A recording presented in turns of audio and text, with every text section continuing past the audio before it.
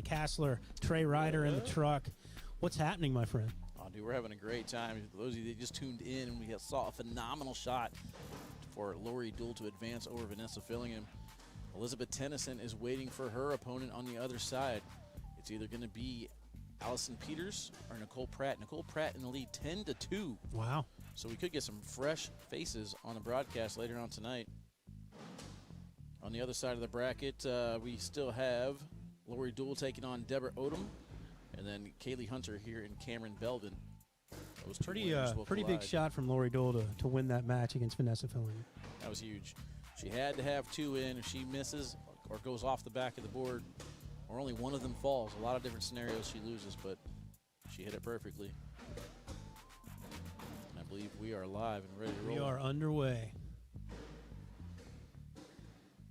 Cameron has her cheering section seated to my right. And Noah and Bella? Noah, Bella, Connie. Connie. Yep, they're all here. Or KK. No love for KK. No love for KK. She's a woman on an island. Someone tells me she'll be all right, though. She's all right. Zeros on the scoreboard as we are underway here, guys. We have the men's bracket going on as well. So the way we're going to do it, we're going to play out the women's bracket. And once we get our broadcast squads, we're going to head over to the men's bracket. Should be a fun weekend. It does happen fast, though, doesn't it? Before you know it, it's over. So Cameron kind of bullied herself off to the side there.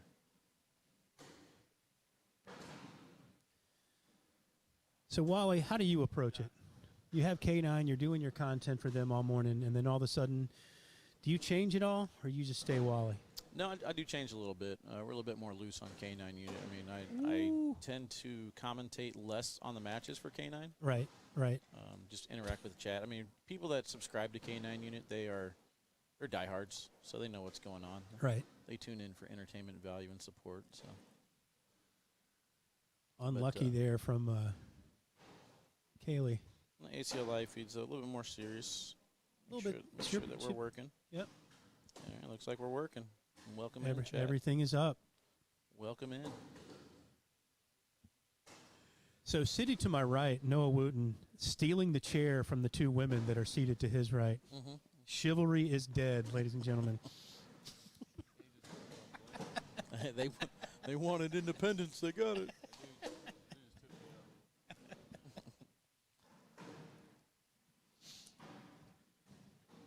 Oh, John, you ain't lying. Can KK come across and collect it, or will Cameron sneak around? That's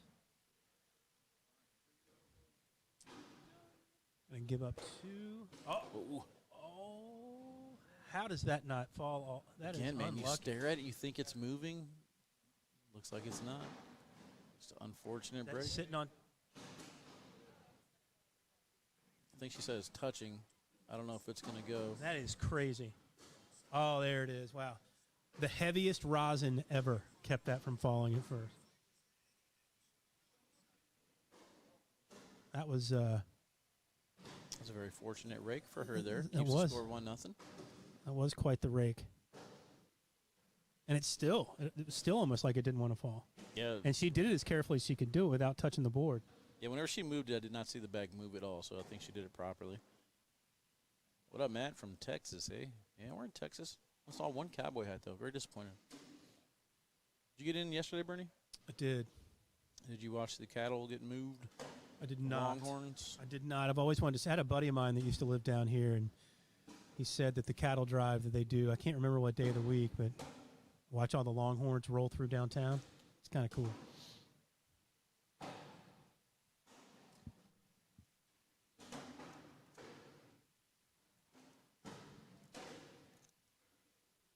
And something tells me this game could end either 1-0 or 2-1 or something.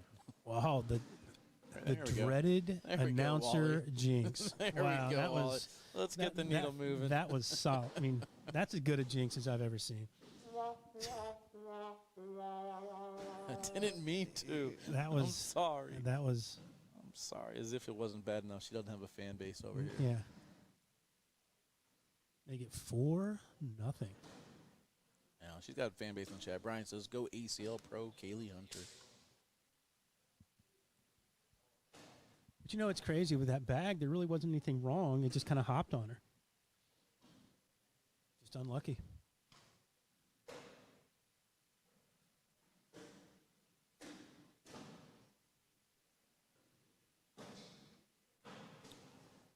You know, Bernie, I don't like to brag on myself or my picks. Yeah. I like to keep it kind of neutral. Deborah in the lead, though, 6-0 over on court number 3 over Lori Duel. Wow. We'll kind of just let things play themselves out. Nicole Pratt, 16-11 against Allison Peters. And KK getting no love from the red zone at all on this left Well, I board. flew on Wednesday, sorry. I got in around 4. Checking in on some men's scores. Jay Rubin up 10-5 over Tice Cobb. Eric Zockline says he feels like he fixed his throw. He's up 7-6 over Jaime Sanchez. Adam Hister 9-4 over Chris Kingsbury. Ethan Walker advances over Caleb Franklin. And Mark Richards up 14-8 over AJ Sims. Wow. And then my pick for the men's, Fisher Hamilton in the lead, 12-6 over Ashton Spees. So that could be a really good matchup next. Fisher Hamilton against Mark Richards. Yeah, pretty good. If you like that sort of thing. Cameron Belvin's taking command of this match. A couple of unlucky bags from Kaylee, and all of a sudden she's down 8-0. Here's a chance to get something. Well, Cameron lost her first match in Rounders, right? Yes, she did. And then had a pretty good match against Connie, and then seems like she's I believe she now. lost to Maya Cup, maybe? No. Can't remember. It was a surprise. I think Pratt around the ACL. Mish is out there somewhere. She was. Mish, let us know. Who was your hot take around the ACL? Is it Nicole Pratt?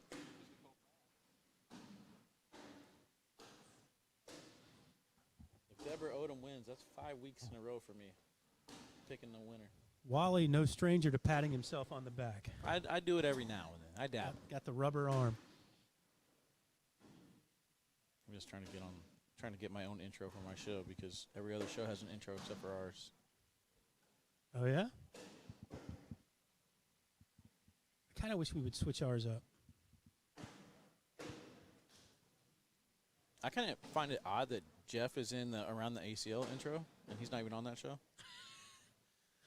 Ooh, 4th bag miss. Huh?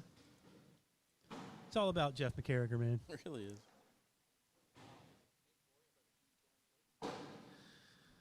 He's cut the lead in half last couple of rounds. Cole Pratt takes down Allison Peters, so she'll now take on Elizabeth Tennyson. So wow, how about that matchup? You got to feel pretty good if you're one of those ladies with a chance to get very deep in this bracket. yeah, getting some fresh blood on the broadcast. I love it. Elizabeth Tennyson, Nicole Pratt to go to the broadcast. How about Nate Voyer? I jinxed him, man. 12-5 over Dylan Turpin right now. Wow, dude. Dylan Turpin would have been fine if you hadn't have picked him. That was a sympathy pick. Feel bad for Dylan, man. He's so close all the time. One match away, all the time. Oh, tried to get a piece. You can't believe it. Such a good bag. That bag on the back moved a little bit closer. I don't think she can sneak around, though. Do you go ahead and go get it, though? I think I'm just going in. I think it moved enough for me to just want to slide in here and see if she does. Like that? Nice job. Landed deep. She's not happy with taking Lori's shot, but I don't think there's any way not to do that. Or Well, Lori, sorry, especially Cameron. since Lori's not playing. Yeah. Can't even correct myself. She's so quick. So quick with the trigger. Rapid fire Bernie over here. The commits just rolled in. How about Looking good. 24-0 Felix Vargas III over Jacob Foreman? Wow. That's big. How about Ernest Minarca, 27-7 over Josh Holland? That's a pretty big win. Ernest Minarca. Josh Holland. 27-6. Oh, 27-7. Pay attention. 27-7. What's wrong with you? Something. There was one. Round 9 here. 8-4.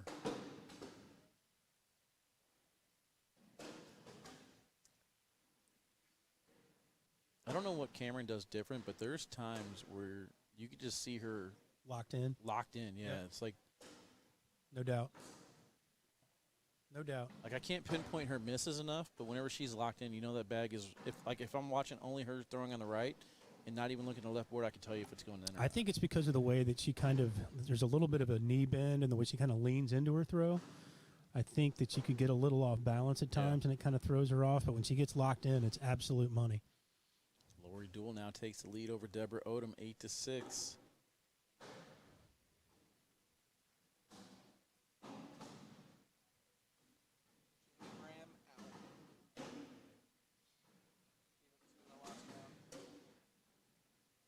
Jamie Graham eliminated 10-9. Matthew Creekkiller scores 2 in the final round. Wow. Good bag.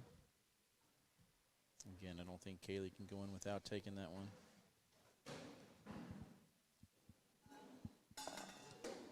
Uh-oh, here's another chance.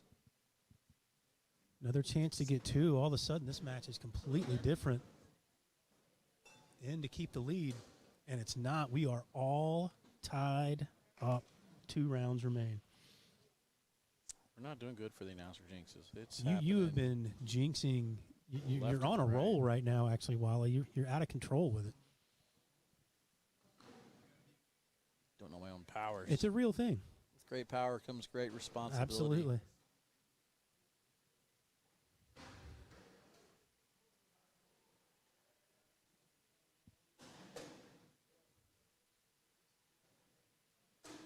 Kaylee turns around and checks to see what round they're in. Yep.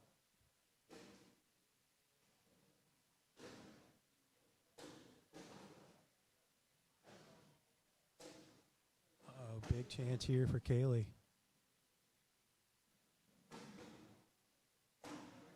Just like that. Oh, no. Off the back, she's in a lot of trouble. This is big worry time. Couple extra seconds there for Kaylee to finish that 4th throw. Nicely done. A 5 spot in the second to last round. So at one point it was 8-0 Cameron Belvin with the lead. 3 of the last 4 rounds going big for Kaylee Hunter, making it 13-8. And this is the last round. Can she get those 5 back, Wally? No. Oh, is he trying the reverse jinx? Overtime. Let's go. Just like we thought Cameron was locked in. I think Kaylee's locked in on the other side, though. Yeah. Back off to the side a little bit. Cameron tried to block.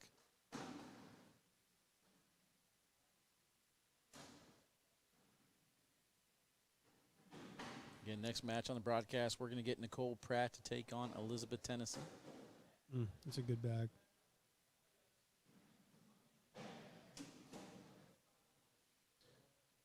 All over but the crying, Wally. Another 4-bagger for Kaylee to finish it off. That'll do it. Kaylee Hunter takes down Cameron Belvin. Wow. And I mean, didn't it feel like Cameron was in complete control of that match? It was 8-0. Even when it was 8-4, you felt like he was in complete control, and then the wheels just came off. All right, kids, we're going to be back inside Dickey's Arena here in Fort Worth, Texas, right after this.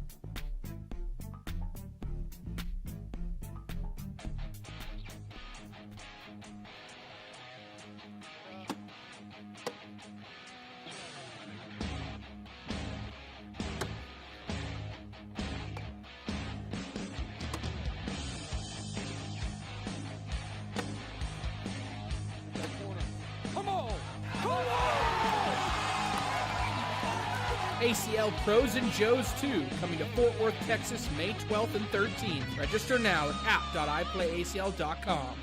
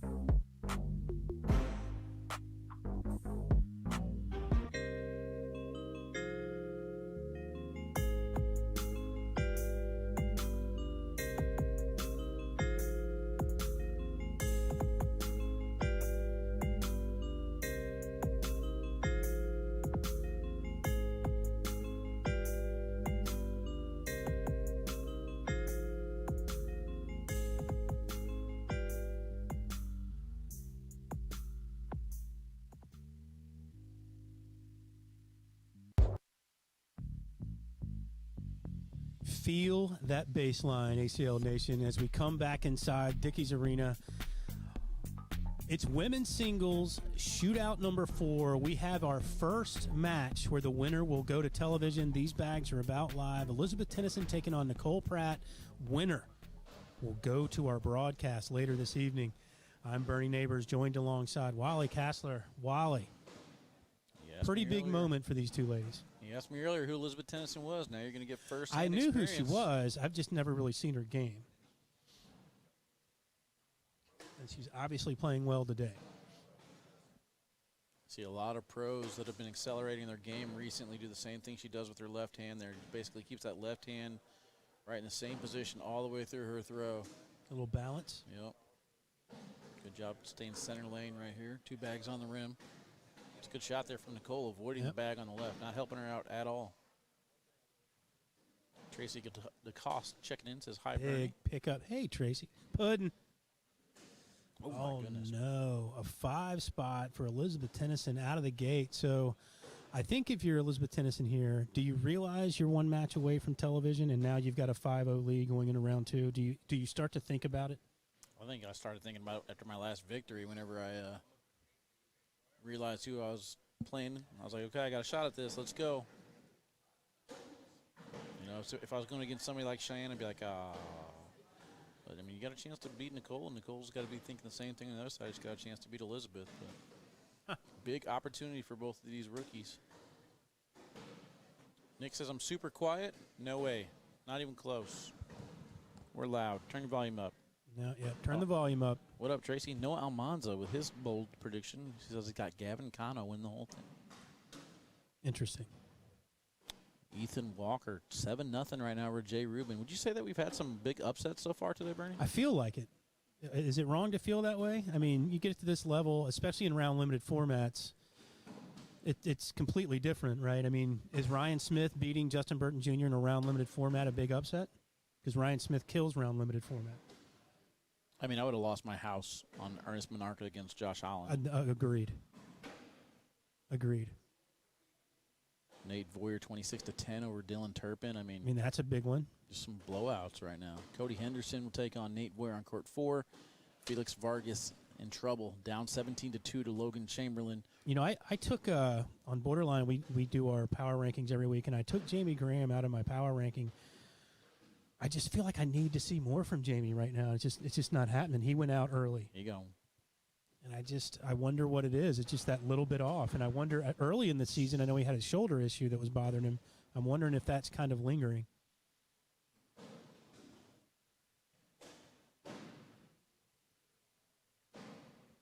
Well, I still got 2 shots at it. Deborah Odom is out.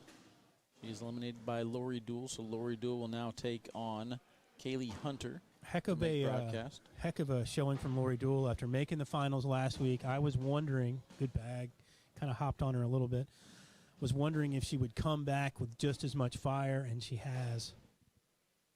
Chance for Elizabeth to get another point here. Yeah, I get the volume maxed out on our side, so I don't know what else I can do in volume, guys. Yep. Some people say they have issues, some people say they don't. It is what it is. Yeah, and if might be a you problem.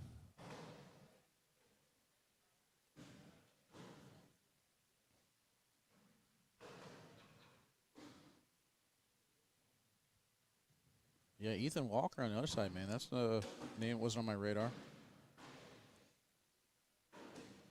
He looks like he's doing very well. 11-0 now over Jay Rubin. Wow. I did like what I saw out of Ethan, the very limited amount that I've seen him play. I'm liking what I'm seeing out of Elizabeth here. He seems to be standing up to the moment so far.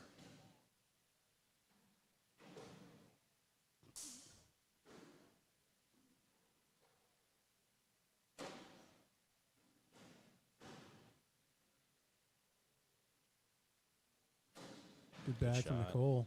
That one bag off is going to see if Elizabeth can make her pay for it. She will. It's another 10-9-1.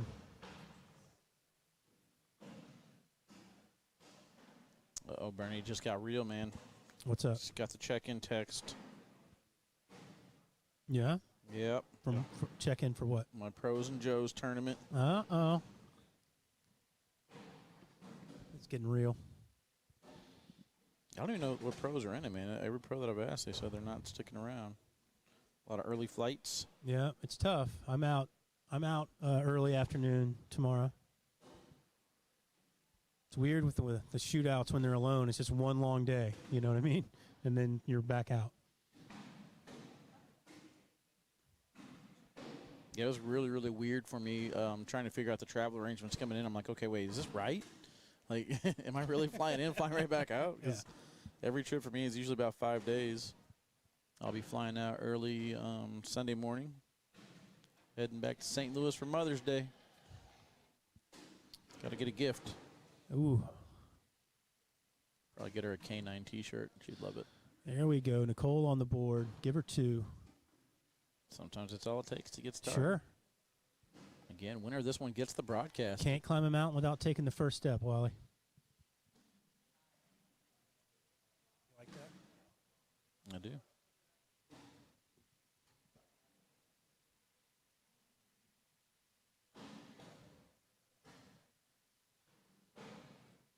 Yeah, I think the video quality, we're pretty much picking our color here. We're either going yellow or we're going red.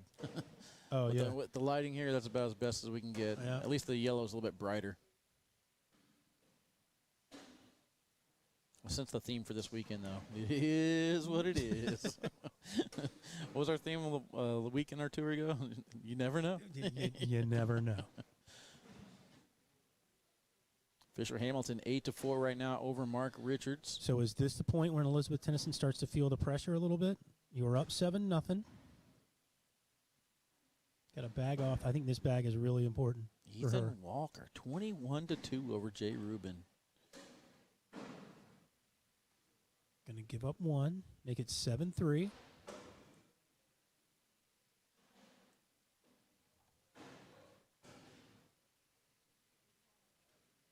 She's got that breakfast working again. All right, let's bring that up. So let's say you have a couple of adult beverages early in the day and you're playing really well. Well, you've got a broadcast at 5:30 this afternoon. You got to keep it going. I mean, do you keep it going or you go take a nap? No, you got to keep it going. You talk about nap. You got to keep it going. You're going to be hammered at 5:30. Look how young these girls are. They're going to keep it going. You and I, yeah, we're taking a nap, bro. These girls are going to keep going right into it. I mean, like, it's a situation. I think Jeremy Fraser kind of talked about a little bit about, you know, you're making your first broadcast. You're trying to enjoy it, but then you get the nerves going. But then, like, you know, and then his first broadcast was the day before his birthday. He turned, was it 22 or something like that at midnight for his first broadcast. They ended up losing that shootout. Can't remember. But then redeemed himself this last weekend in Miami. But yeah, I mean, how do you balance enjoying it and being too stressed out for it? Yeah, that's a good point. It's a good point. Keeping my eye on that cat on the left-hand side of the board, see if it'll fall off. Oh, she went up for the airmail. Wow, she tried. Knocks herself and Elizabeth off the side. So Elizabeth in for a wash here would be a huge escape. I think she's in for 2, right? They've both got, oh, no. Well, that's a 7-7 wash.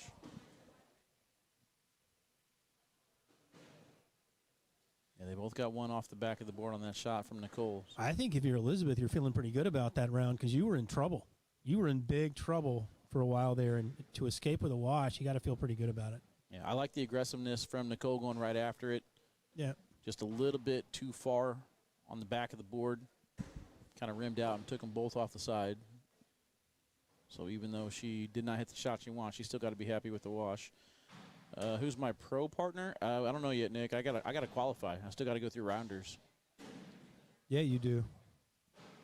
Which is not good considering I don't have bags.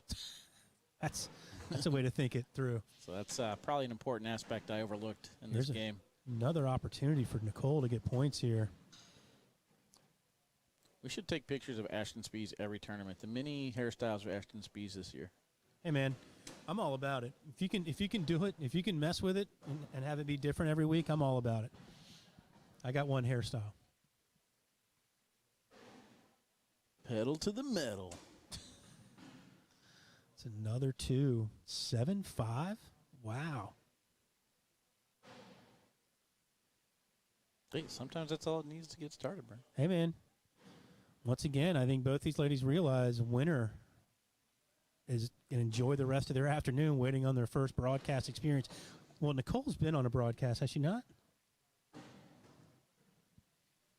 Can't remember what team. I think she played on teams. I know she played on teams. I don't know if she played. Can't remember. Anyway, but it's for sure Elizabeth's first trip to the broadcast.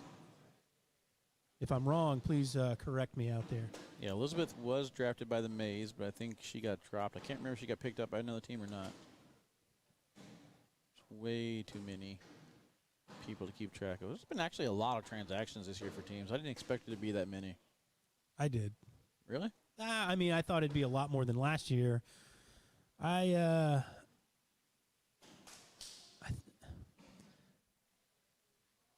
It's not surprising. I felt like Nicole was just trying to hit that little gap right there to go in, where I think the play would have been stay center lane. Just like that. So now Elizabeth takes control of this round. Both players got one bag in, showing 5 and 5. Back big box chance. Too far to the right. Big chance here for Elizabeth to regain control of this match.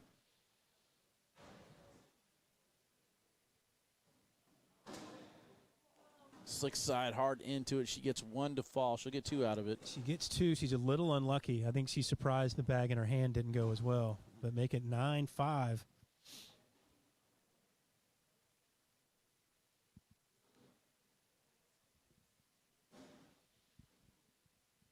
A little bit of a crowd behind us, Wally. Yeah. Well, they got to put chairs up on the other side over there. Yeah. There you go. Ooh.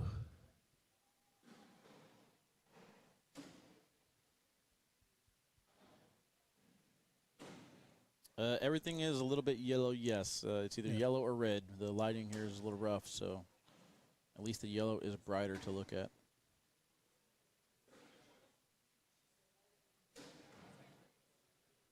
Dickies Arena does have a big stadium, but the horses and cattle have that stadium this weekend. Yeah. So we are down below.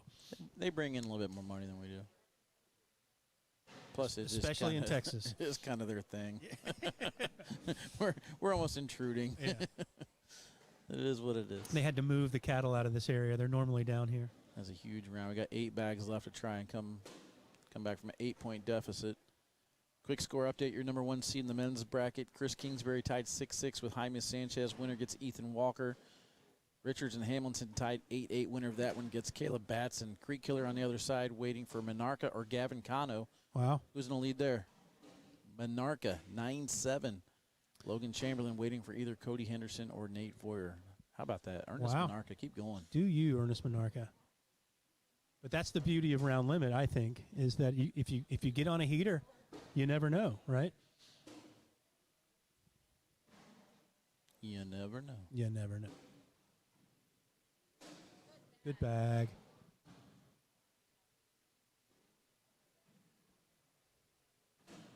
I'm not sure That what one's the off the thought back. was there. All of a sudden, it's 18-5. That was a little frustration kicking in. I agree. Didn't take her time on that release. 18-5. It's Last round, over. it is over. So Elizabeth Tennyson will make her first pro broadcast. Very impressive style as well. Yep. Throwing a 9.82 PPR so far through 11 rounds. I mean, pretty impressive. Oh, Whether jinx. I'm on fire today with that, aren't I? That is awesome. Oh, man. She'll get either Lori Duel or Kaylee Hunter on the other side. That'll be the next match on the broadcast. So congratulations to Elizabeth Tennyson. Good run for Nicole, though. Misha's prediction falls just a little bit short. So how about it, Elizabeth Tennyson? You have made yourself a broadcast. Take a bow. We come back. We'll find out who she'll play on this afternoon's broadcast right after this.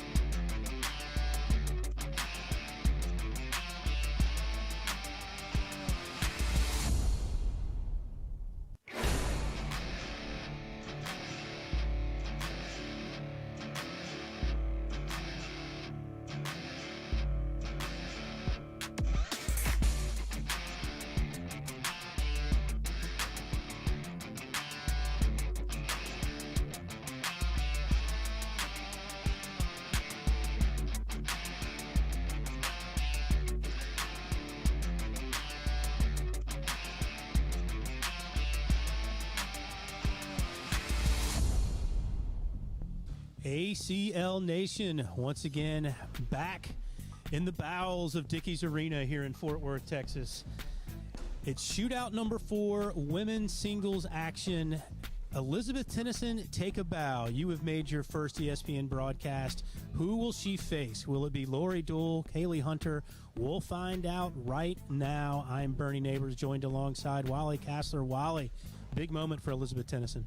It really is. She shot very, very well, earned that spot, no doubt about it.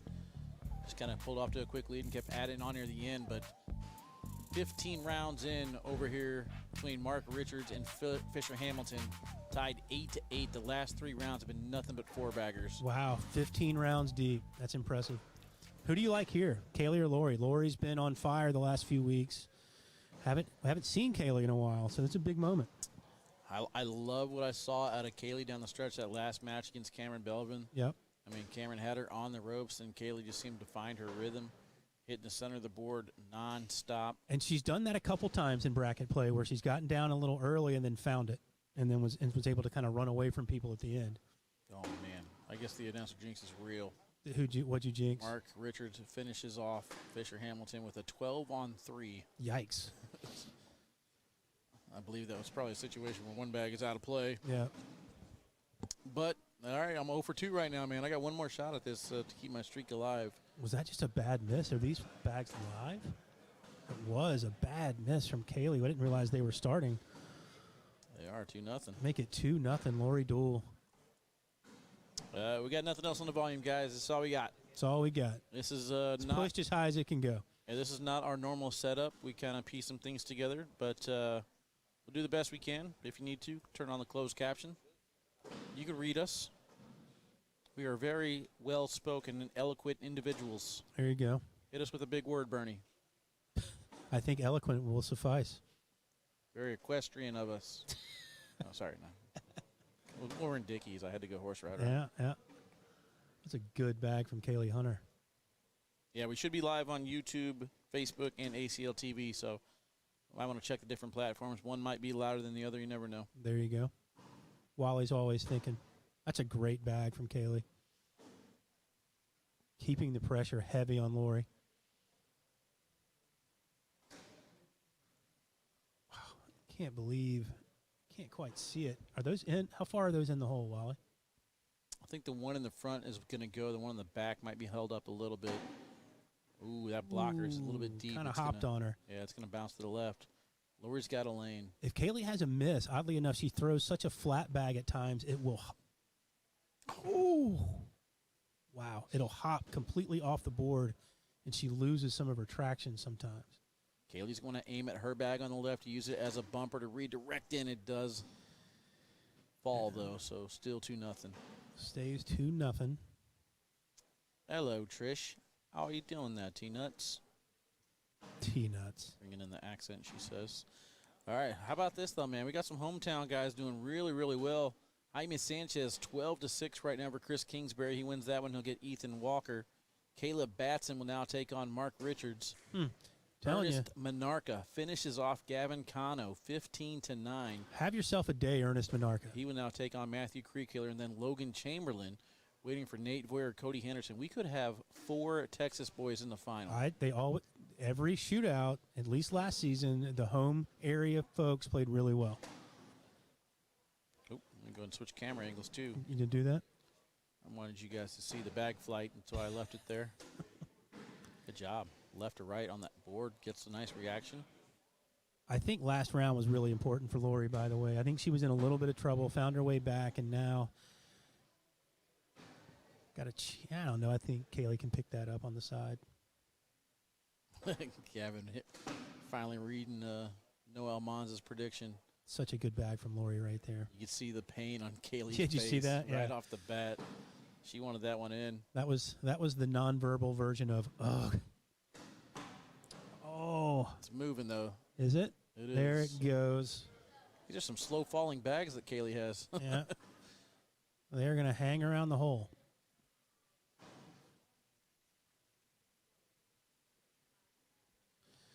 Four nothing. Lori Duel. You know, one thing about the women's division, though, it is lacking some of those bang, wow, amazing shots. We saw Lori hit one big airmail earlier, Yes. but that was on the other broadcast to kind of hold her spot. And you take that away, you know, I mean, other than that, we really haven't had much flashy shots in the women's bracket. You see a lot more of the trickier stuff coming from the men's division. I think that means style of play, right? Yeah. A lot more hole chasing. Cody Henderson comes back and takes the lead over Nate Voyer, 12-10. It's in round 7, still plenty of time over there. Sure. But yeah, I think that the women don't really take many risky shots or create situations where they. It's not as force much of their a opponent defensive to game. miss. Yeah. I mean, so you're not put in situations that you have to go after big shots. And then when you look at the best player in the women's game, her ability to go through bags, I would say, top 3 or 4 in the world, regardless of gender, with her ability to get through bags. I mean, you don't have to go for as many big shots when you're going through bags. The fact that, what big shots would you want to see? More airmails? You want to see roll bags? I mean, what are the big shots that you would like to see in the women's game? There's really only one. I just want to see a blocker. Throw a blocker. I mean, and we've seen a few today. There's just been it's always a level 1 and it's always replaced. Well, I'm fine with that. Just push through it, do something, airmail, or just block. Like this open board for the women's division, it's a race, and you have to be on 12 rounds in a row. Yeah. To be there. I mean, to their credit, they are on for the most part, but. You know who would disagree with you? Who loves this style of play? Jeff McCarriger. Jeff McCarriger loves this style of play. I mean, I love this style of play too. I don't mind it. I'm just saying it's pretty predictable as far as what I'm going to get out of it. Right. So I mean, it limits the ability, Because you see what happens. They fall behind. All of a sudden, they're like, oh, no, it's round 9 and round 10. Now I need to throw a blocker. It's like, well, why didn't you just do that to begin with if this is your best way to manufacture points? True. I think you have to go with what you're most comfortable with. I will say that if you look at the game overall, the top players in the world, regardless of gender, have all kind of morphed into that 5-tool player, quote unquote. They can play. They can run 20 bags in a row if they have to. They can play dirty. They can play whatever style is necessary. And I think the women need to kind of find that level as well. I think Kaylee's going to go up top for this. She's going to take her risk right here in round 5. Well, there you go. Here's your big shot. Does she go? No. That's a very, I mean, she's only down 4. However, all day she's been like this, down 4, down 6. And in the second half of the match, she's found a way to catch fire and run away from people. So here we are. Second half of the match begins. Well, we're kind of right there in the middle right now. So we'll see if that being conservative now pays off for her. Yeah, I don't mind her not shooting that.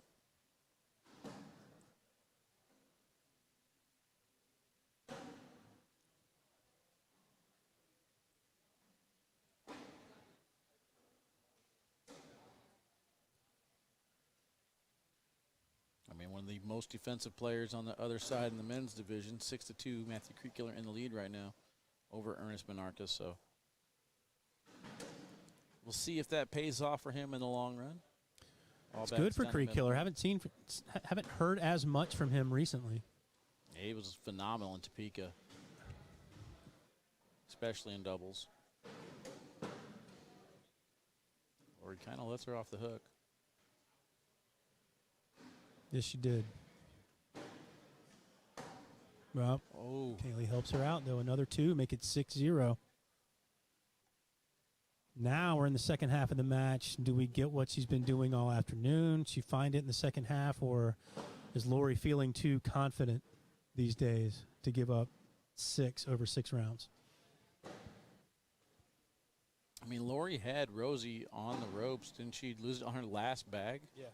So, like, if Lori was able to hit that shot, then she would have been in last week.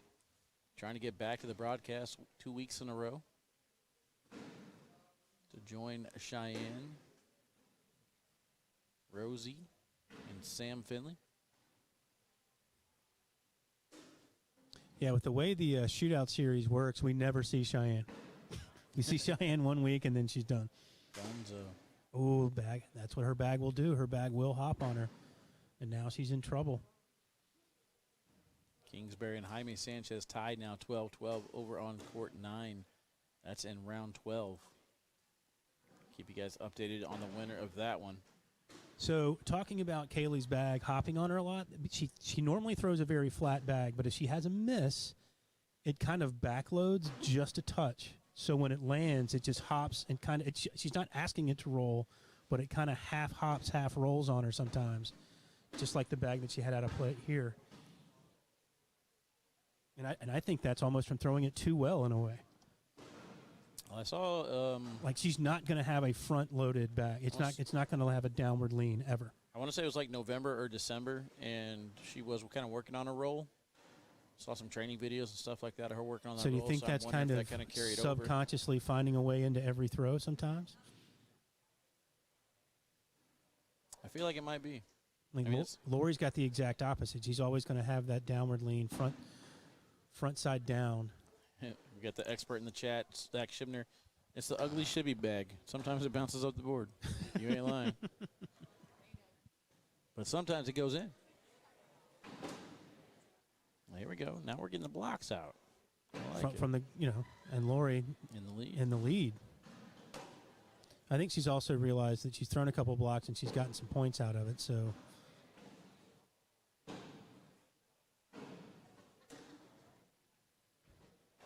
And Lori returns the favor from the earlier rounds there where Kaylee knocked her bag in. The 8-0 lead, that's still fine. She's in the lead. She doesn't really have to worry about washing out rounds at this point. Yep, come chase me. I'll wash every round. Chance for 2 here. Get off the snide. But for those of you that have been paying attention all day, we had Cameron Belvin and Kaylee Hunter, and it was 8-0 Belvin. And Kaylee Hunter, in the last 3-4 rounds, ran off like 18 points. It was kind of crazy to watch. But so she's been here before. Maybe not quite as late in the match as it was before, but she's been right here. This is her first time with first bag? I believe so this game. I can't remember who won the toss.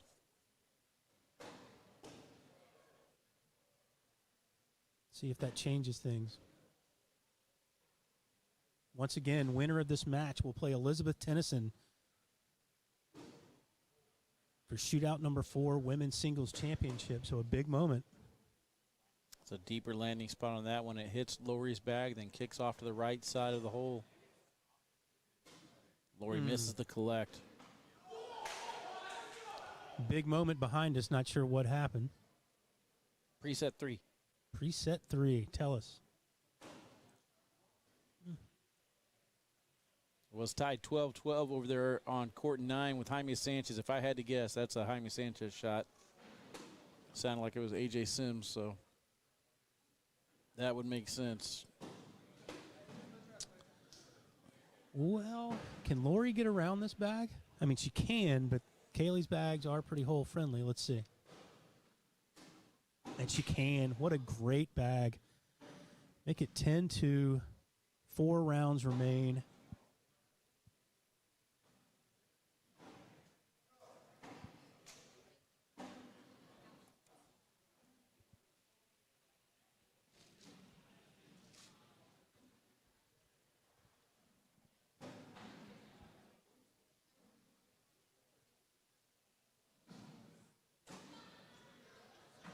It looks like that shot was to save the game, so they're still going over on court 9. Wow.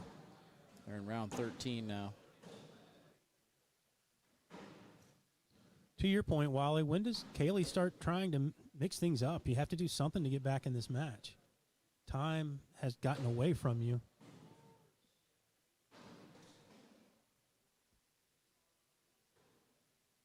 You got to think that you got to steal 3 per round. Yeah.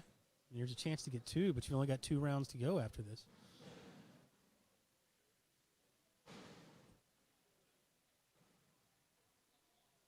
I mean, you're just hoping for a miss here from Lori. Steal 4. Not going to get it, so in for 2. You have to collect this 2. Have to.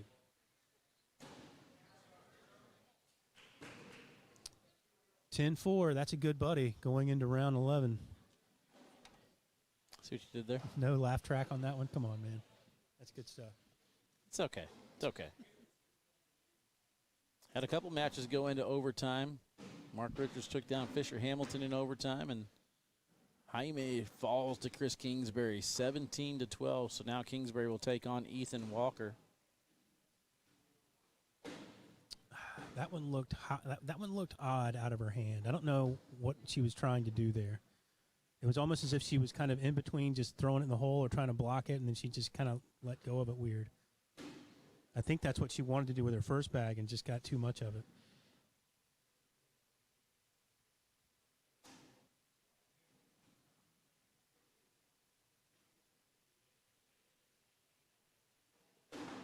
Yep.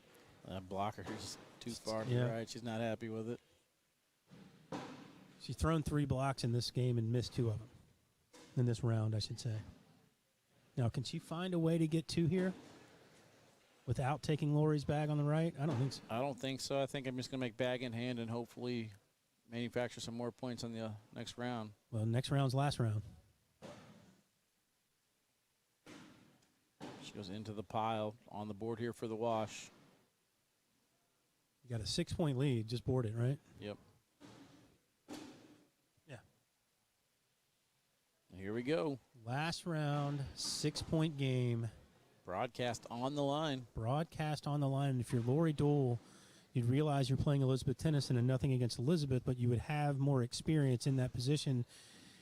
And in the pro division, those that have had more broadcast court experience typically fare better on the broadcast court. So this is a big moment for Lori.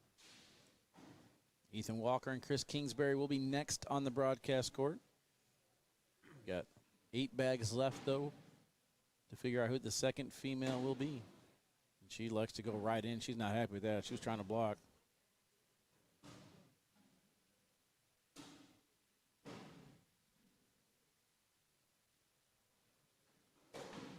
Yeah. It's a lot of blocks she's thrown here and probably only really gotten one of them where she wanted it.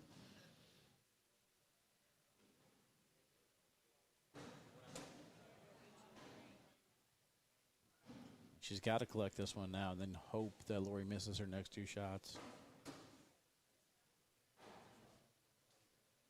Scooted up the board instead of going back towards the hole, so that's unfortunate. Yeah, at this point you got to hope for a big. You just got to hope Lori kind of chokes, basically. Yeah, not going to happen. Not going to happen. Nothing you can do. Lori Duel and Elizabeth Tennyson. Well, hey, you just take her off the back. Yeah. Yeah. Get out of here. Take that. If I'm losing, you're going off. There's your PPR right there with it. And that will do it. Lori Duel advances on to the ESPN broadcast to take on Elizabeth Tennyson. Well, that will do it for women's singles here in shootout number 4. Make sure you tune in later this evening as we will have that women's final. Next up, we're going to break down the men's bracket as we work our way through. We'll be back to Fort Worth, Texas right after this.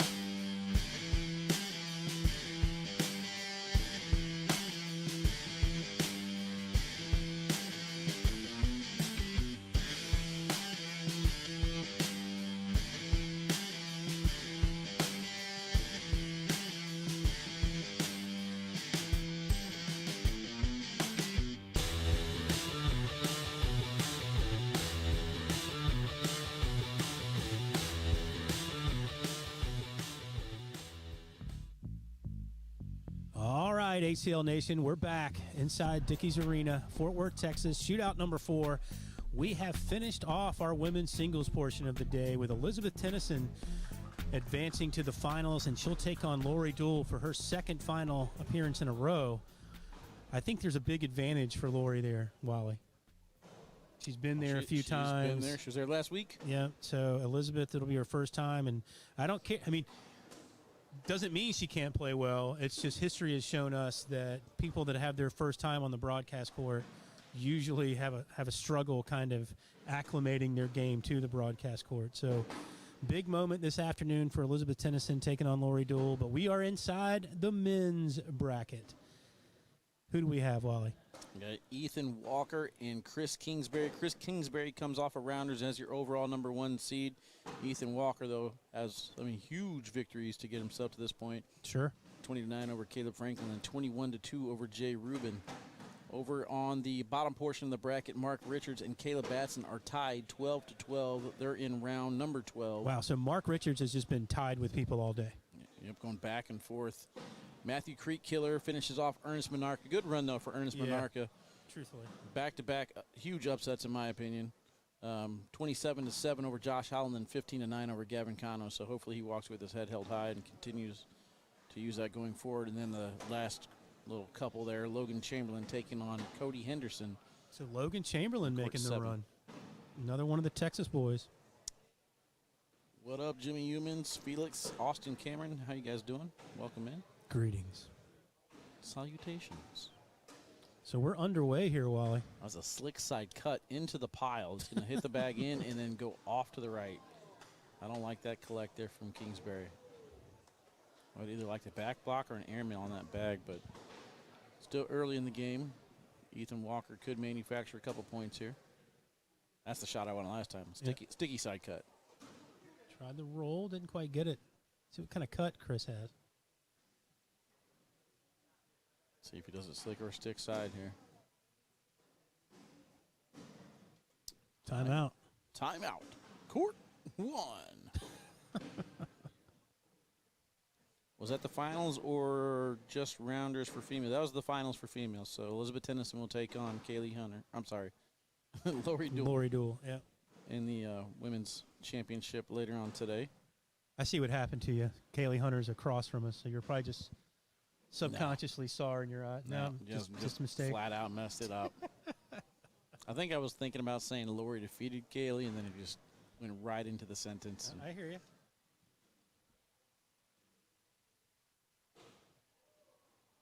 All right, so he's got his shot selection going slick side down again. That's a lot better shot. That one didn't have as hard of a tilt on it, and then a good collect on the other side there from Ethan. So I guess we're in overtime behind us because it seems like the crowd has moved over there. You hear the intensity from behind us. KB's going to take a timeout. Big shot on the line over there. I'll keep you guys posted if I can. More than likely you're going to hear it, though. Who do you like in this matchup? Obviously, Chris with the number 1 overall seed coming out of Rounders, still playing well, but who do you like? I actually want to see this match. It's a great matchup. I, of course, am a big fan of Ethan Walker. Sure. Similar sponsors, rocking the Mercked hat. Shout out to Mercked. But his style of game, man, his roll is on point right now. I expect him to kind of dirty it up a little bit. There it is. Wally's been jinxing people all day. That was a line drive roll, man. That's not his game. But Kingsbury, he's not afraid to get it dirty on the other side. Big shot behind us. Not sure exactly what happened. Another bag off. Chris joins him on the ground. Yeah. Again, KB. I think hits a shot to stay alive. Wow. Ethan just took them all, by the way. Both players with 1 bag on the ground. So in for the old 9-9 wash. That's on you. That is on me. That is an announcer jinx for 2.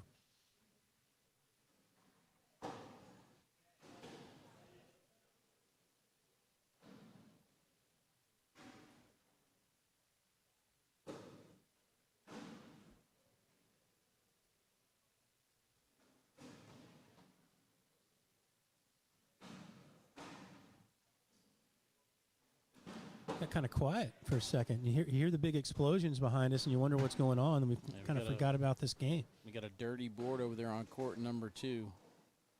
Mark's taking off his earbuds to say something to KB, so I think he's going to take a timeout to look at it. So, yeah, timeout situation over there on court number 2. Game on the line. Big moment. Ooh, just a straight miss from Chris there.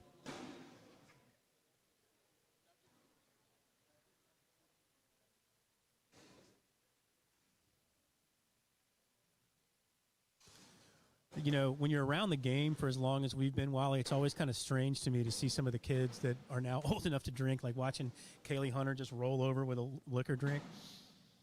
Knowing her for 3 or 4 years now. Like, it's really like, wait a minute, she's still in high school? And you realize, no, she's like 22 years old. Yeah, I've only been in the ACL, 2 years, so it's kind of weird to me to see some people I've been seeing, local tournaments drinking.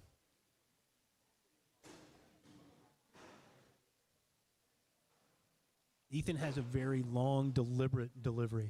with his arm. The way he's even got, way back with his arm through. Very repeatable. If I could say there's one problem, one of the many problems with the way I throw, I don't have enough arm action in the way I throw. Due to a short release? It's a little bit too much of a pop, yeah. It's not good. Ethan's missed airmail. Bag goes off the back. I think there was an opportunity for him to cut and then bring that one back in.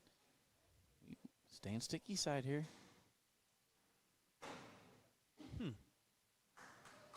It's not a bad block, but I think there's a lane here for Chris to push into it. We're going to get another timeout. Got some clappy going on over there. Let's take a look at the scoreboard once they put it in. I believe Mark won that match, I believe. Yeah, Mark Richards was able to take that match. So how about Mark just going overtime over here? 17 to 12. So that 2 straight overtime matches for Mark Richards. Yeah, he will take on the winner of this match here to get to broadcast. Wow. So now you're Mark Richards. Now you have a little bit of a wait, not much, but you've had 2 overtime matches, maybe enough time to kind of stretch, take a deep breath.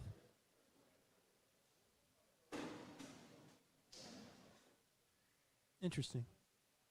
Interesting. Very interesting.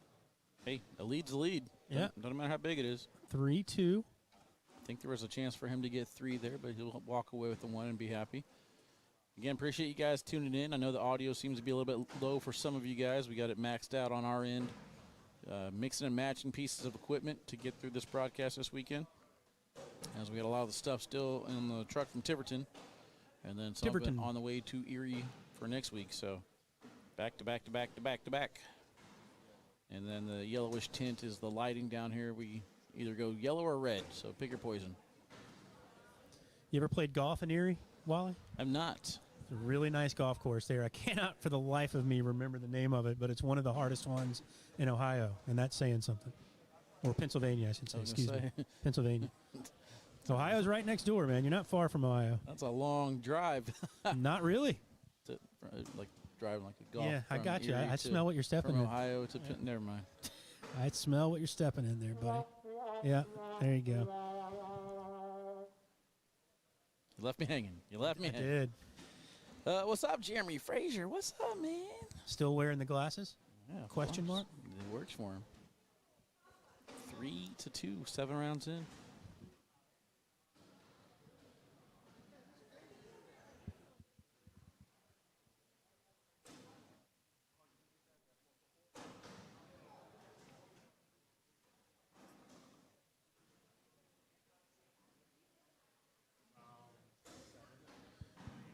It's funny, you were talking about, we were watching the women play and how fast they're going at the hole, right? It's a noticeable difference how much slower this match is. And it's not like they're taking a long time, but it's still a noticeable difference in between shots. You're definitely always going to get that out of Kingsbury, but yes, this is more strategic by far. Heck, we got our only replay of the day so far out of this match. What? Ethan up top, line drive, hits it clean. That was pretty good. It's not bad. Bag that never gets above 4 feet off the ground for an airmail. Maybe 7. That was a line drive airmail.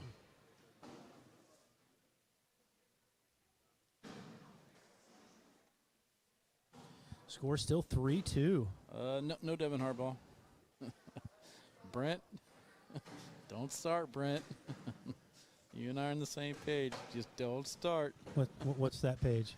I don't want to talk about it. So you're doing inside jokes on a broadcast? Is that even legal? If you watch the South Dakota broadcast and follow along on Facebook, everybody in the chat is on it now. Here come the Facebook officials. Ethan crossed over center line there and might have got away with one. Ethan was down here on the left-hand side grabbing bags out of the hole, just looking at me like, uh-oh, am I in trouble?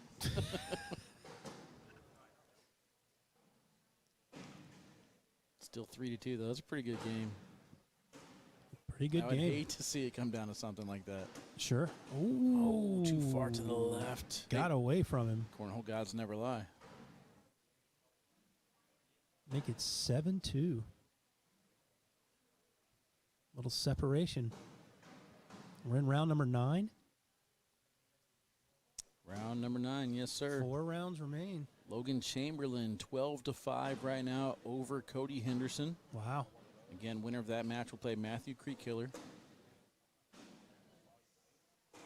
Gonna see which match finishes first. If this one finishes first, we'll get Mark Richards. If the other one finishes and is ready, we'll probably get Creekkiller against Logan Chamberlain. Both matches are in round 9, so kind of works out well.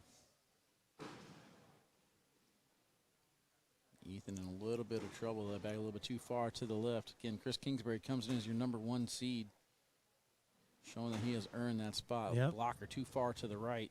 Very efficient the way he's playing.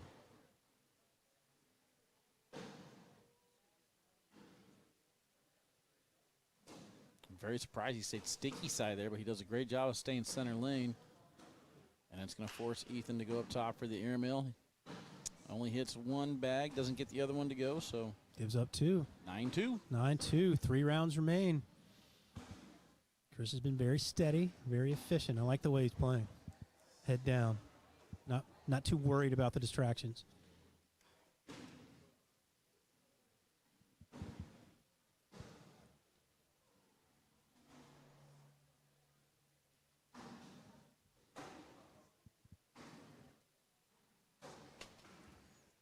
The professor in early today, by the way, taking it all in.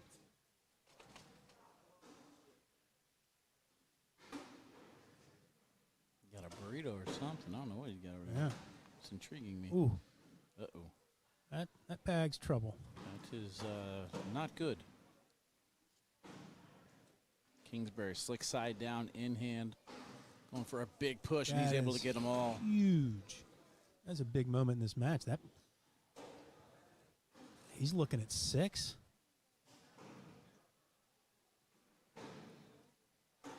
Wow. How big's this bag from Ethan? Coming in hot. That's a 10 That's spot. a 10 spot. All of a sudden, it's 19-2 with 2 rounds remaining. That's pretty big. And we get some awkward knuckles all the way down. Yeah. But I think at this point, Ethan knows he's in a lot of trouble. Game's pretty much already over. He had to hit that push. Yeah. Well, you got to get 9 in one round, 8 in the other. So you're saying there's a chance.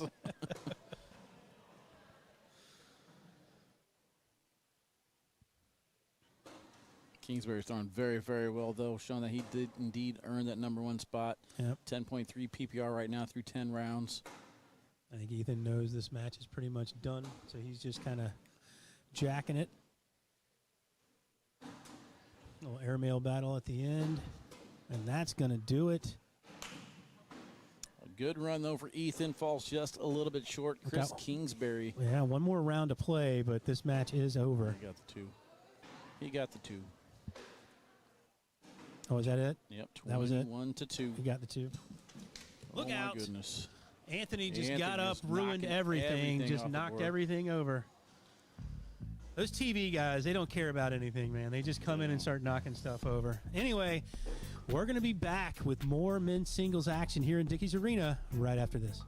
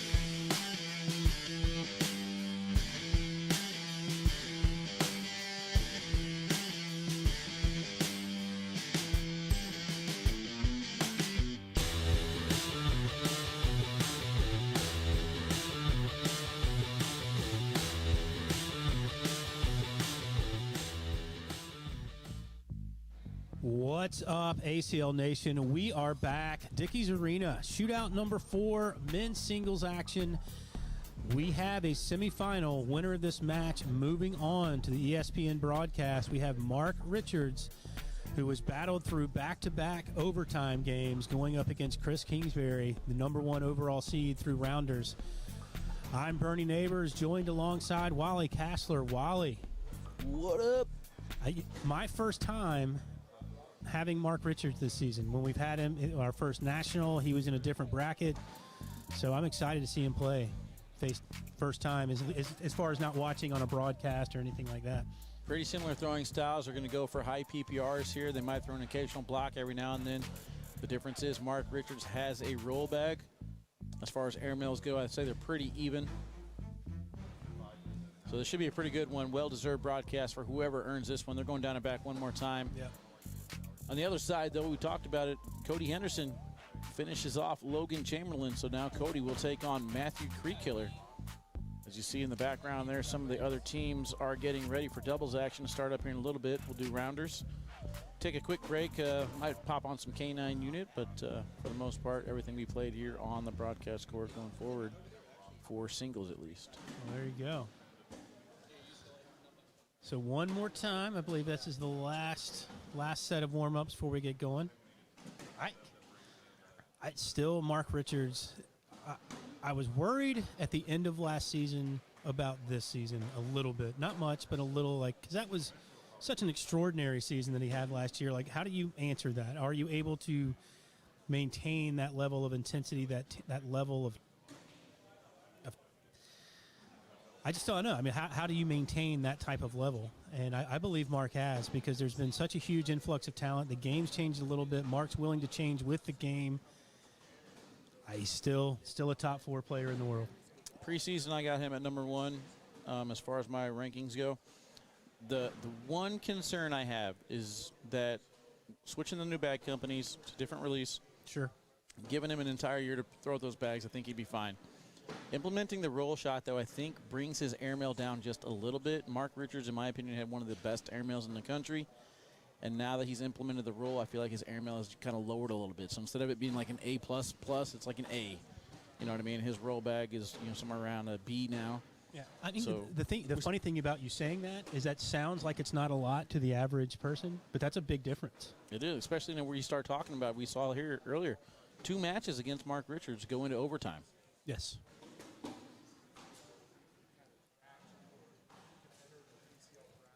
But no one's really going to think through a match better than Mark Richards.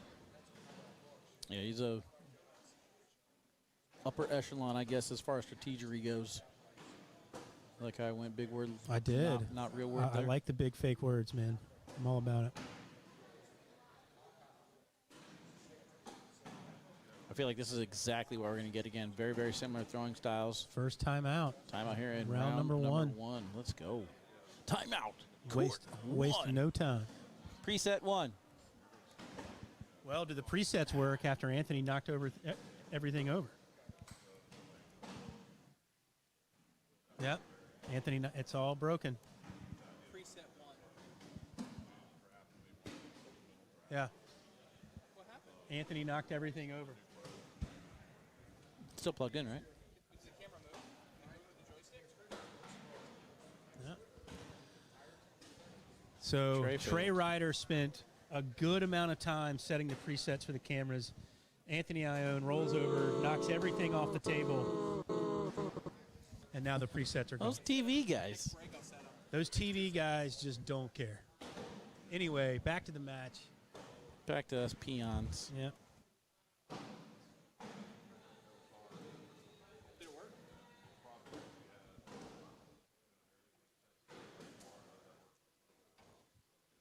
Chris draws first blood, round number 1, 2-0 Kingsbury.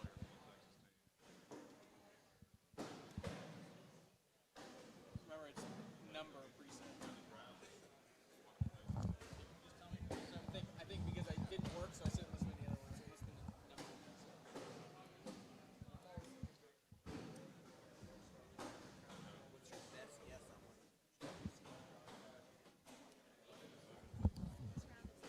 Four. You got that right.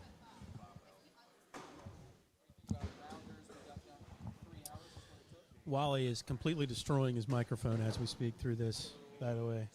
Welcome back, man. I have a lot of stuff going on. Side conversations happening here. Whenever Mark Richards' old lady asks me a question, you got to answer that. You got to answer. By the way, match, it's always trouble, by the way. Cody Henderson playing well, coming out of the bathroom with Adam Hisner over there. That just seems like trouble.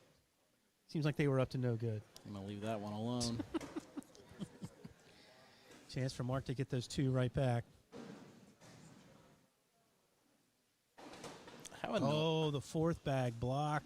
Get to save that for next round. The dreaded 4th bag block wash. How annoying is it that Cody Henderson, you don't see him at all anywhere, then he just comes out of the woodworks and I'm in the finals again. No big deal. I've said it before. I think cornhole's better when he and Adam are playing well. I really do. Yeah, but it's just like you don't see him. You're like, he's got to throw more. If he doesn't throw more, he's not going to be good. And then he just comes out and just lights out, man. I think that's part of it. I think if he wasn't having those occasions where he did play well, he probably would start playing more. But because these moments happen periodically, I think he feels he's fine doing what he's doing. And you guys have talked about it plenty of times before about Mark struggling in round-limited format. Do you see anything in his game that would tell you why he's struggling in round-limited format, or do you just think he's just catching opponents at the wrong time? I think it's a combination of catching opponents at the wrong time, and there's his ability to outlast people, which doesn't necessarily help in a round-limited format.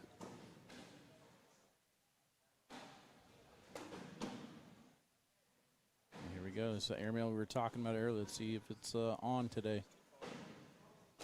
It is off not. The back. And that was a good bit off. I mean, it barely caught the board on the way off, so that was a good bit long. It was a 31-foot airmail. No points for those. Meanwhile, Kingsbury catches just enough of the backside. That one's short. That's 4. And so this is kind of what I was saying, and one reason, Mark, if there is a struggle to his game, it's round limited. A game to 21, he's not worried at all. He's like, I'll outlast this. It's no big deal. It's round limit. All of a sudden, you're down 6-0, and then he starts taking chances that he normally wouldn't take, and then he's done. And it's just, we'll see. We'll see if he's ever finds a way to change, to be more aggressive early, to get up. And then you can kind of outlast people that way. But I just go back to Kentucky and watching Mark Richards. I mean, his airmail was ridiculous, hitting backside, probably 25% holes. And just now that he's implemented that roll shot, it's just a little bit off, man. That airmail was probably. Why do you think that is? He's just not working on it as much? I think the roll shot, you got to put a little bit more, emphasis on landing short. Right. So I'm wondering if that's kind of like subconsciously stuck in his head to land shorter or throw the airmails harder. I don't know. It's just something that seems off on his airmail that I'm not seeing that I saw early in the season. I mean, it's not an easy shot. No. I mean, especially because he throws, slicker bags. A lot of the roll bags that you see are coming from carpet players. By the way, he just drained that last airmail for you. Yeah, I fixed him. That was a reverse announcer jinx. You're welcome. The reverse? No, it's still a jinx. Chris Kingsbury. Loving airmails right now. There's another one from Mark. Bang. So he cashed the last 2. So as bad as his airmail is, it's 66% right now, 2 out of 3. I never said it was bad. I said it's not an A+, it's an A. That's right. Wally said Mark Richards has the worst airmail in the pro division. I heard it. He said it here no more than 5 seconds ago.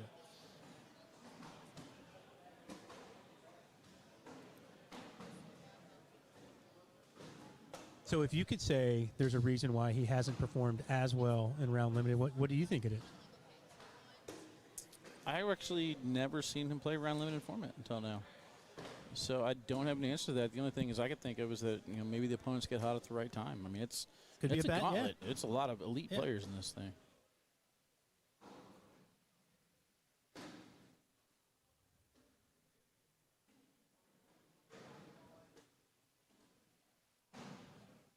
And he does have a tendency to feel his way through a match. And in round limit, you could be down like this, 6-0 before you find the feel, and then how do you manufacture the points to get back? So I don't know. I mean, it could be a combination of running into the wrong player at the wrong time. But when you do that over a season and a half and you're still having those issues, it's more than that, right? You can't be that unlucky that many times. So there has to be something else to it. You know, we talked earlier about the players. You said some players waiting till later in the season to take their shot at the shootouts. Yes. I just think that's a terrible strategy for one. I do too. Obviously, I understand travel restrictions and stuff like that, but I mean, you got some of these elite players that are just going to have more and more pressure. Yeah, I agree. Before it gets in the season. I think it's a little bit easier in the women's division because I think it's better when you get the Cheyennes and a few others out of the way, right? You don't have the same gauntlet to go through, but in the pro singles, it is very difficult if you're trying to wait out some of these folks.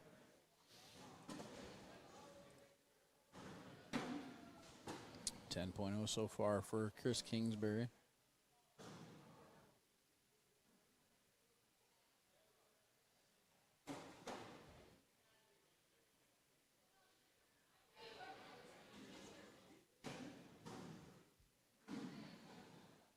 Kingsbury stepping out. He's going to try and go around this. You know what I like about Chris? I would have liked him to stay in here, to be honest with you. Yeah. He is able to get that one to go. I think I just gave him a better angle. That's all he wanted. Yeah, but I mean, at this point, you don't need to. You don't need to necessarily, but I think he just felt better with it. Anyway, I like how efficient he is. Like, he's very calm. Very, yeah. there's not very. I mean, he has hit 2 backside air mails, but he hasn't done, through the couple of matches we've had him here, nothing outrageous, right? I mean, I'm going to go out on a limb and just go ahead and say this now because I know Chad's thinking it. I am slightly worried about him with the 12 seconds with the broadcast because there's multiple officials there looking for that. I haven't seen anything today where it's an issue. No, not yet. So hopefully it doesn't become an issue because that's the only time I've really seen Kingsbury get flustered is when the officials get involved.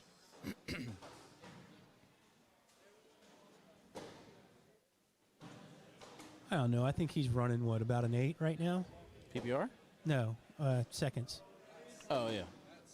He's well within the 12 right now. But if the situation does get a little crowded on the board, then that might be a factor. Sure.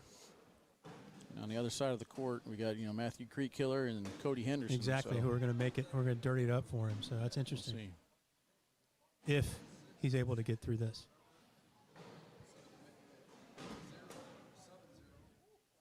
Staying hot. Mark to answer, but it's going to remain 6-0. We're already in round number 8. So 5 rounds remain. Chris Kingsbury, who was the number 1 overall seed coming out of Rounders, holding on to that, up 6-0. Round number 8. We got the social media crew piling in now. Got Jack to our starting left. to get loud. The social media crew's here. Jenna Content to our team. right. The barriers didn't do any justice. They snuck through the barriers. Mm-hmm.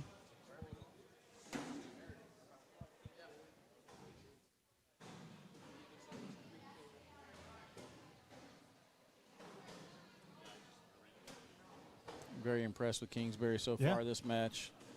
Just very steady. I mean, obviously there's eyes on this match. Hasn't bothered him. Just staying focused. Jinx. Mark's first chance to get... Well... He's had a couple of No, those. the first round or second round, he had a chance, and he threw a 4th bag block for a wash. He had a chance to get 2 on that round. See if he takes advantage here.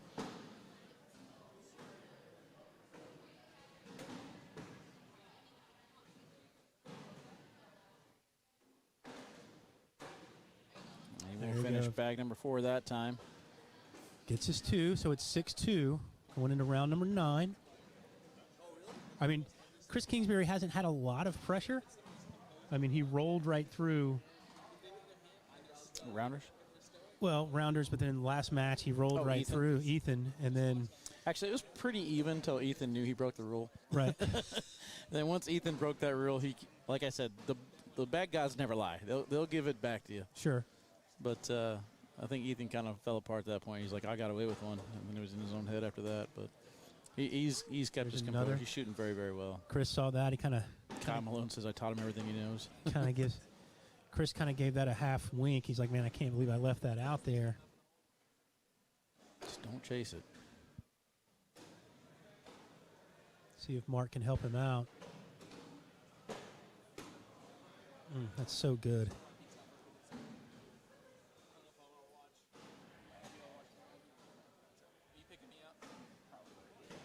What? He's trying to get it. He's trying to get it to move off. Well, Mark. Well, interesting. Kind of helps him out. Let's see if he goes slick side at this. Take them all. I think if you're Mark, you need to try to sneak in like the last 2 bags there. Staying sticky.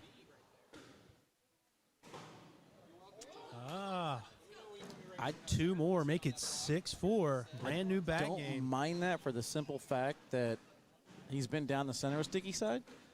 Worst case scenario, you stop short, nothing goes, you get 2, give up 2. I think at that situation, he pretty much already has his mindset, I'm giving up 2 points this round. Gotcha. And then whenever you get an opportunity to wash out the round, you kind of change your thought process. Sure.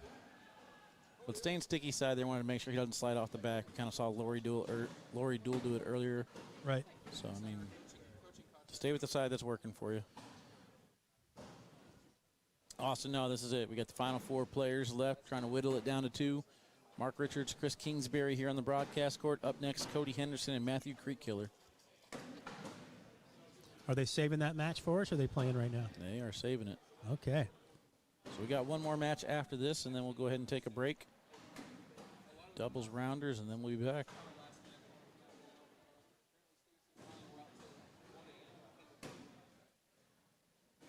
This might be one of those moments where maybe a 12-12 wash wouldn't hurt. Well, Bernie. yeah, that bag's trying. It's going to work its way back after this. Yep. That bag's coming back. There's a small possibility to get his to go without taking Mark's bag on the left. Yeah, it could. I think it's a matter of vibration and then speed. If he can get that bag to fall off of vibration, he's in good shape. No, everything fell. Had to take them all. But either way, you know, I think Chris needed to find the rhythm again. Now you're back in it. Now you got 2 rounds. You got a 2-point lead, 2 rounds to go. You win, you're on ESPN. Not too bad for a former beer pong pro. By the way, those guys go absolutely berserk. Have you ever seen one of those things live? Still dreaming, Bernie. Still dreaming I'll be there one day. The amount of trash talk in those matches is extreme.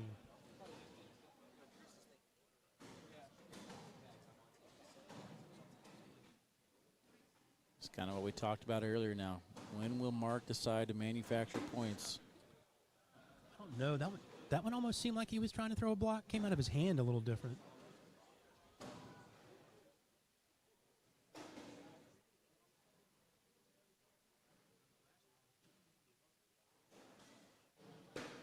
Yep. And there it is. I think that's what he was trying last bag. Just go right through if you're Chris here. Oh, yeah. He might go back block. He did try to go through.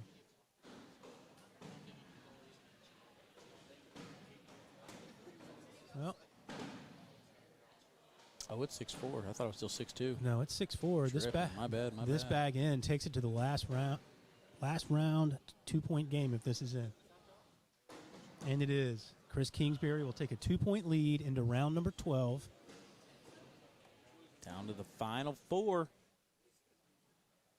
Finishes off Mark here. He is on ESPN. If not, Mark will have a 3rd straight overtime matchup. That's crazy. In round limited format, you can actually get 3 games in a row. It's nuts. Matter of fact, let's go back to the first game. Did he have that one too? Nice. Well, I don't remember. No, I don't think 24-8 over AJ. Yeah, I don't think that's going to bother Chris too much. That's just stare at something for a little bit before you throw. Oh, he came in as the number 29 seed. He had to defeat Timmy Jonas just to get in. Mark did? Yeah. Wow. So he's played 4 matches. Interesting. This is his 5th.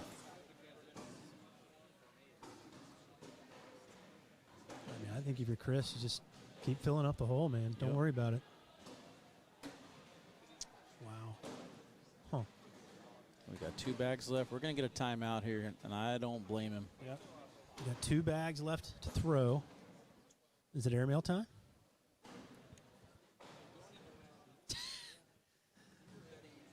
Folks, the presets just aren't working for Wally like they were earlier. There you go. I think he wanted to get some aim and fuel. Takes a couple sips. Decision time. Think about it all the way down. I'm probably going back block here. Yeah? Yeah. I only need 2. Kingsbury's not going to fire an airmail. He can't afford to risk it. I'm going back block here, saving bag number 4 for something crazy. There you go. Well, he's got the lane to step out like he did last time. I just think if Chris gets this, I mean, then you got to collect and hope he misses. I don't know.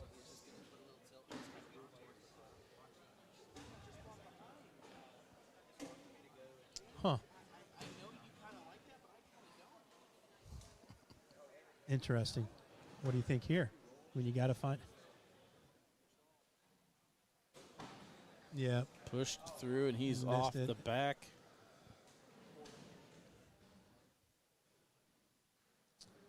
So on the board for the win here for Chris Kingsbury.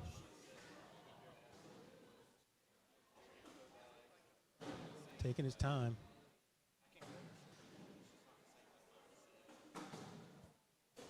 That'll do it. And that will do it. He'll end up winning by 1-6-5 over Mark Richards. Chris Kingsbury, your overall 1 seed out of rounders, takes that 1 seed all the way to the broadcast. Pretty impressive, Wally. 28 in a row, he says. Except for those last 2. Yeah. In the middle, he hit 28 in a row. Oh, Mark did? Mark did. Mark hit 28 in a row and lost, Trey says. Well, that'll do it. All right, boys and girls, we're going to be back with our last match. Pro Singles Shootout number 4 right after this.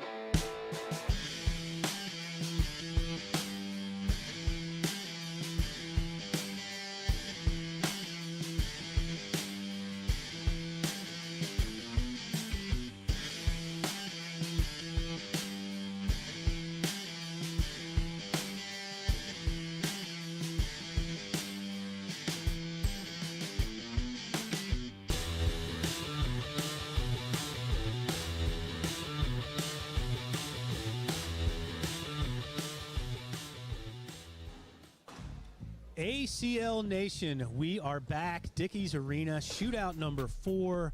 Pro Singles, 1 match remains to join Chris Kingsbury on ESPN later this afternoon.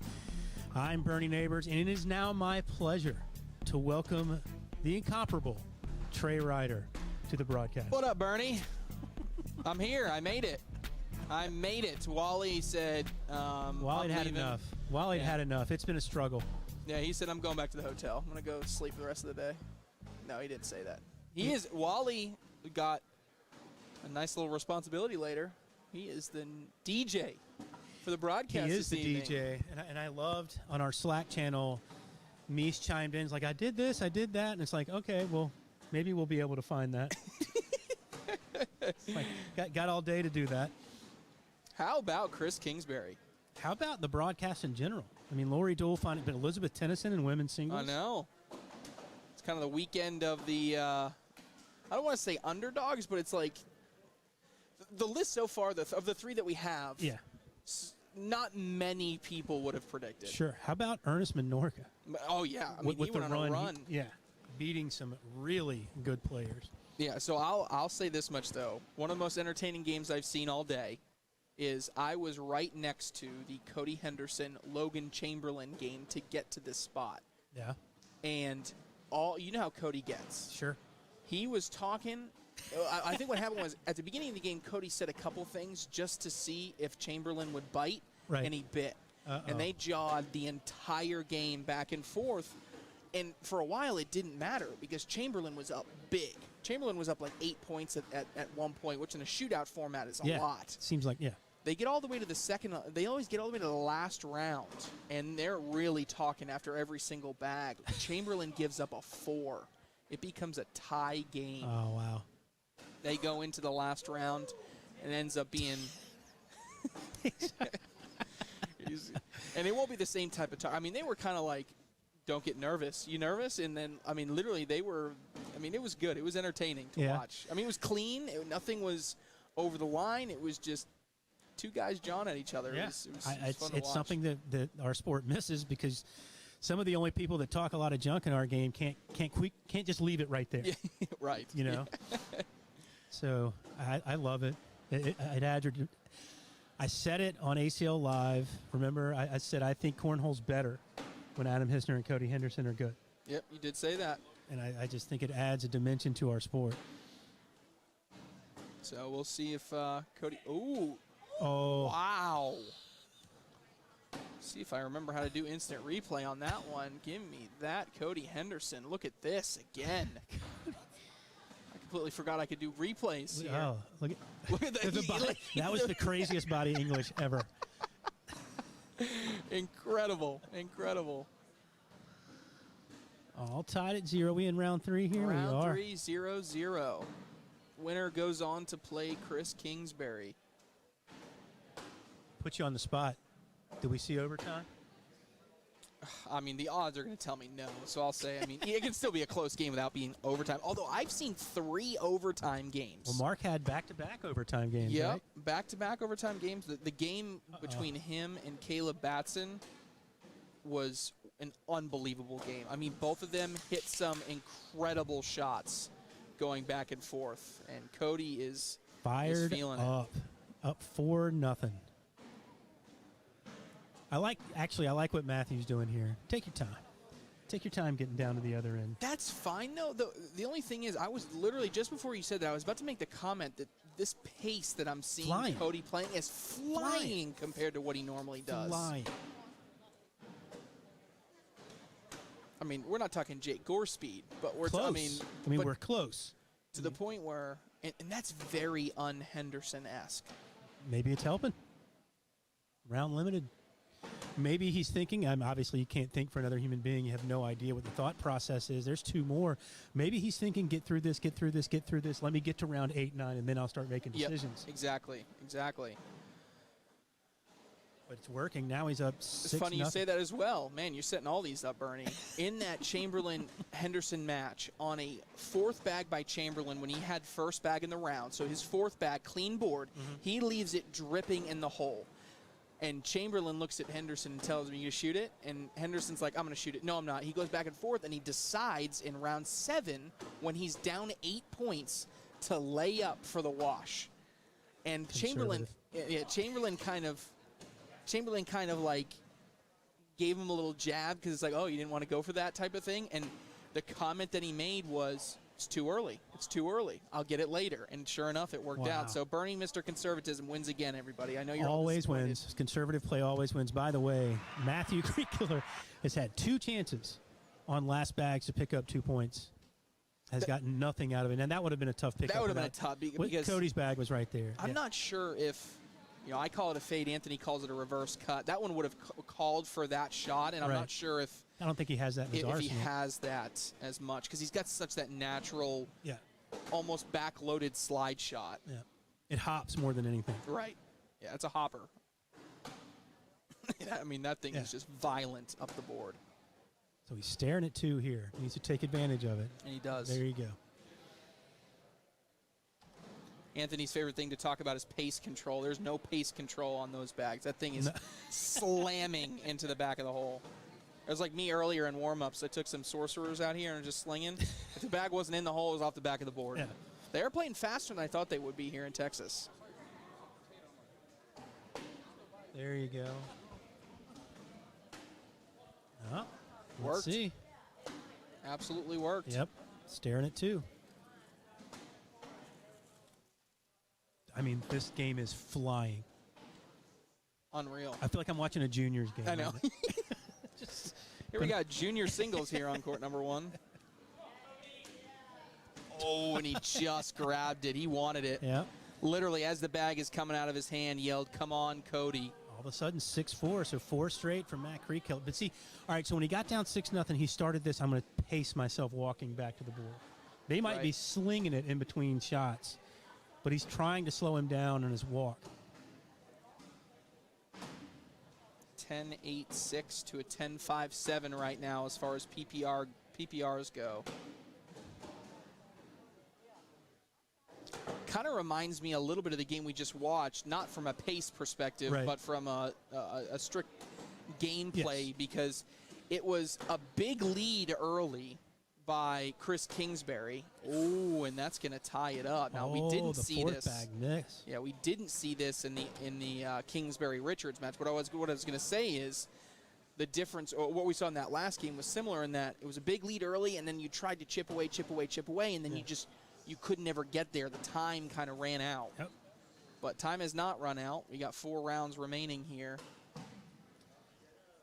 Yep. So do we start to see the pace slow down a little bit now? Now that here we are, round 9. Maybe for Cody. Yeah. You definitely won't see it from Creekkiller because he feels like he's in a rhythm. Right.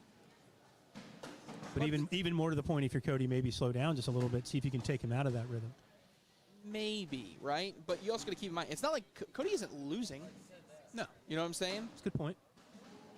Ooh, I might shoot this. And he is. Ooh, and he's going to give up a point. So 7 straight for Matthew Creekkiller. Yep. So going to be a single point, 8-7. Just going to take his time, get down to the other end. You'll wait on me. Yeah. Here's the thing, though. I think both these players would. I don't even think Cody would be that mad being down 1 point going into the last round. No. I feel like he'll make the round such that someone's got to hit a shot to win. Absolutely. And it may be Creekkiller that hits the shot to win. Absolutely. But he's going to feel like, obviously, even down a point into the last round, and that is a beautiful V block, dead center, level 1. Nice replace. Got to love the replace there. I can't even talk fast enough, and now that could make a big difference. This is big. Get up 4, 2 rounds remain, if not more. Let's go ahead and take it. In to give up just 3, it is, and now it's a 4-point game. Now, normally I'd say you'd be in panic mode, but if we talk about the 2 points. 2 points each round, right? If you're 2 points each round. But if we look at this, if we look at what he did against Logan Chamberlain, he was down in the last round, round 12, down 4. He was also down 12-3 in the match. Go back a game before, Cody Henderson was down 10-5 against Nate Voyer. Go to the game before, Cody Henderson was down 10-6 in round 8 against Hunter Thorne. So all Cody Henderson has done all day is come back against players. And he's staring at 2 now. Beautiful roll. Or hop, really. That's not even, I can't even call it a roll. It's like a... Oh, my goodness. We could be tied. And he's in. And a big scream by Cody Henderson. That's in. We are 10-10. Wow. Final round 12. Whoever scores this point will meet next point wins. Chris Kingsbury on the ESPN broadcast later this evening. You got to think 4-bagger wins. Would you call 4-bagger wins it right now? I think 4-bagger wins it. by either player. Either You're saying four-bagger wins it. For those at home, it's not guaranteed. I'm just saying that. Just want to make sure I'm clear on that. I'm just saying, I think if you throw a four-bagger here, you're banking on an opponent miss, and that could be it. Yep. He gets them all. So good. Big bag right there. That could be the game winner by Creekkiller. We'll see how Henderson finishes this round out. He's in front again. Yeah. Really just got to be through here for the win for Matthew Creekkiller. Oh, my goodness. Oh, my goodness. Oh, man. Bernie, Cody. I had the replay queued up.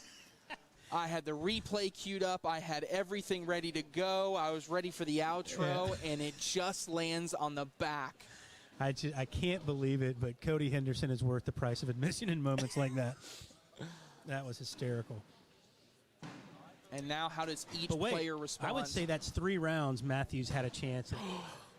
Oh, my goodness. And now that bag off to the left, he did everything except the last 2 bags that he's thrown. He's got to recover. Does he go for an intentional block? He doesn't, at least on that bag.